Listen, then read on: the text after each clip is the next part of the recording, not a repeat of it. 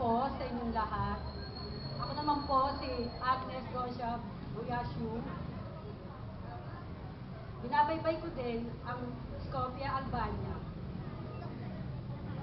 At ang Macedonia. Ito tatagpuan sa Skopje.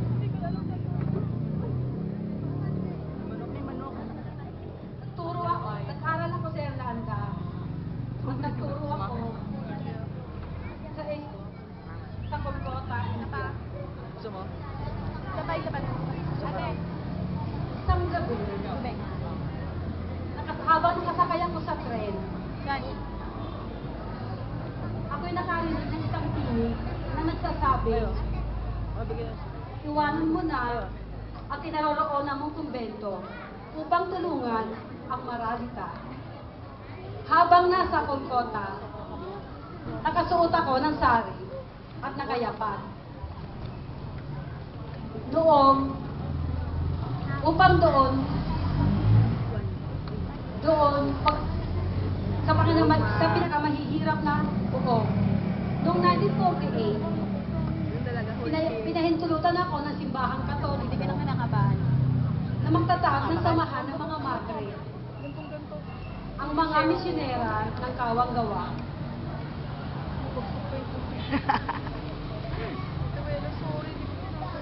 Hindi okay lang pabayaan ako. Kaino ba ito? Sa atin. Sa loob po ng 30 taon, kasama ko ang mga madre na nakasakit ng mga sanggol sa mga basurahan. Nag-alaga din ng mga bituin. At ganun din sa mga may karamdaman at sa malapit na rin mamatay. Noong 1979, nagkaroon ng samahan ang 200 sangay sa buong mundo.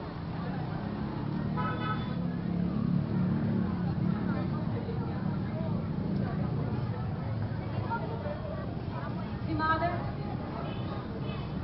Mother Teresa, ang inang o nanay ang tawag natin, o Teresa ng Kolkata ang tawag naman sa India.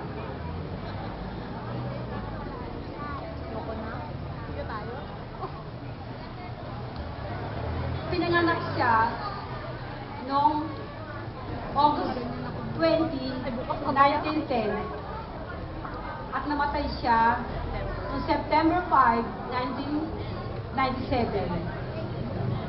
Si Mother Teresa of Calcutta bilang isang Madre Katoliko ay nakilalang bilang isang Madre Buhay na Santo nung nabubuhay pa siya. At piniyaan siya ng gantimpala, Nobel, ng gantimpala para sa kapayapaan. Yeah!